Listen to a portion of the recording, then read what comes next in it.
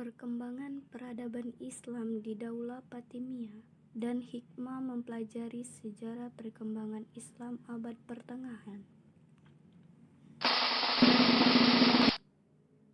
Yang pertama, sejarah berdirinya Daulah Fatimiyah. Berdirinya dinasti Fatimiyah dilatar belakangi oleh melemahnya dinasti Abbasiyah. Abdullah Al-Mahdi merupakan pendiri dinasti ini, merupakan cucu Ismail bin Ja'far As-Shadiq. Tak kala Ja'far wafat, Syiah terpecah menjadi dua cabang. Yang pertama meyakini Musa Al-Qasim sebagai imam ketujuh pengganti Imam Ja'far. Kedua, mempercayai Ismail bin Muhammad Al-Maktum sebagai imam Syiah ketujuh. Cabang yang kedua ini dinamakan Syiah Ismailiyah. Syiah Ismailiyah pada masa itu tidak begitu tampak bentuk gerakannya secara jelas, sehingga muncullah Abdullah bin Ma'imum yang membentuk Syiah Ismailiyah sebagai sebuah sistem gerakan politik keagamaan. Gerakan Ismailiyah berhasil menduduki Tunis, pusat pemerintahan dinasti Aghlabiyah tahun 909 Masehi, dan sekaligus mengusir penguasa Aghlabiyah yang terakhir, yaitu Ziyadatullah. Selanjutnya yang kedua, kepemimpinan Daulah Fatimiyah. Pertama, Daulah Fatimiyah dipimpin oleh Al-Mahdi. Khalifah Al-Mahdi mendirikan kota baru di pantai Tunisia dan menjadikannya sebagai ibu kota Fatimiyah. Yang kedua, Al-Qaim. Al-Mahdi digantikan oleh putranya yang tertua bernama Abu Qasim, bergelar Al-Qaim. Pada tahun 934 Masehi, ia menggerahkan pasukan dalam jumlah besar ke daerah selatan pantai Prancis, sehingga pasukan ini berhasil menduduki Genoa dan wilayah sepanjang pantai Calabria. Selanjutnya yang ketiga, Mu'izz Lidinillah. Ketika Al-Mansur meninggal, putranya yang bernama Abu Tamim Ma'ad menggantikan kedudukannya sebagai khalifah dengan bergelar Mu'izz Lidinillah. Banyak keberhasilan yang dicapainya. Pertama, ia menetapkan untuk mengadakan pertinjauan ke seluruh penjuru wilayah kekuasaannya untuk mengetahui kondisi yang sebenarnya. Yang keempat, Al-Aziz. Al-Aziz menggantikan kedudukan ayahnya, Mu'izz. Ia termasuk Khalifah Fatimah yang paling bijaksana dan pemurah. Yang kelima, Al-Hakim.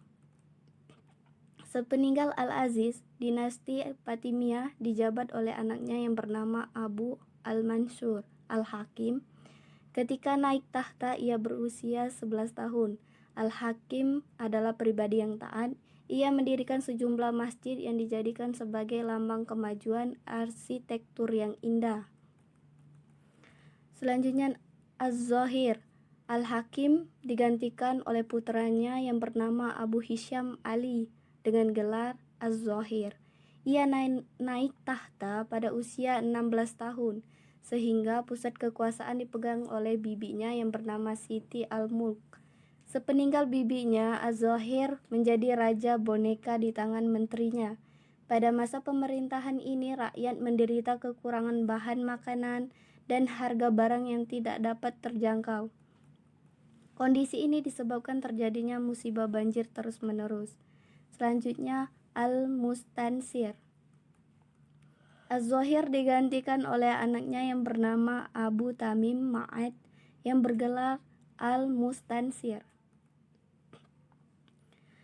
Pemerintahannya selama 61 tahun merupakan masa pemerintahan terpanjang dalam sejarah Islam.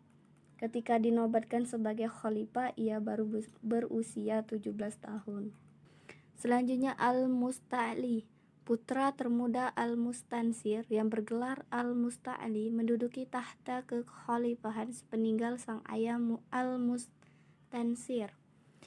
Nizar, putra tertua Al-Mustansir, menentang penobatan adiknya. Ia segera bangkit di Alexandria setelah memecat gubernur wilayah ini. Namun 1 tahun kemudian ia dipaksa menyerah.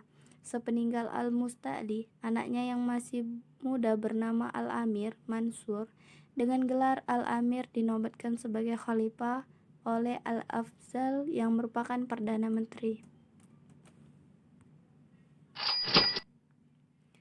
Selanjutnya yaitu yang ketiga, kemajuan peradaban pada masa Fatimiyah. Yang pertama, kemajuan di bidang administrasi. Administrasi pemerintahan dinasti Fatimiyah secara garis besar tidak berbeda dengan dinasti Abbasiyah. Khalifah menjabat sebagai kepala negara, baik dalam urusan keduniaan maupun spiritual. Ia berwenang mengangkat dan menghentikan jabatan-jabatan di bawahnya. Yang kedua, kemajuan di bidang kondisi sosial. Pada masa itu, kota Kairo sebagai kota makmur dan aman.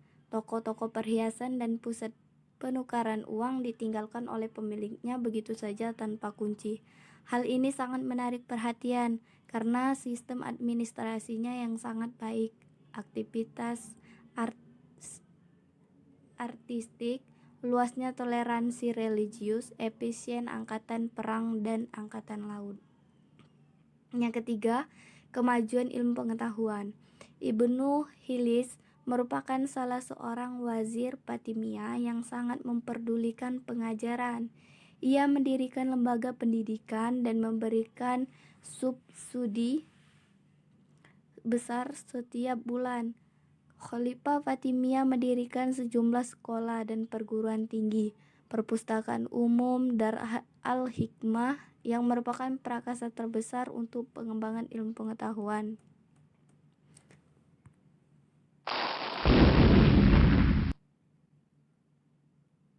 Selanjutnya, hikmah mempelajari sejarah perkembangan Islam abad pertengahan. Yang pertama, semangat kaum muslim dalam meraih cita-cita sangat tinggi sehingga melahirkan persatuan dan kesatuan yang sangat dibutuhkan dalam mewujudkan hal tersebut. Meskipun Bani Umayyah telah dihancurkan oleh Bani Abbasiyah, perluasan wilayah Islam masih terus dilanjutkan sehingga dengan demikian kebudayaan Islam tetap berkembang di Eropa. Hal tersebut menandakan bahwa semangat kaum muslim dalam meraih cita-cita sangat tinggi.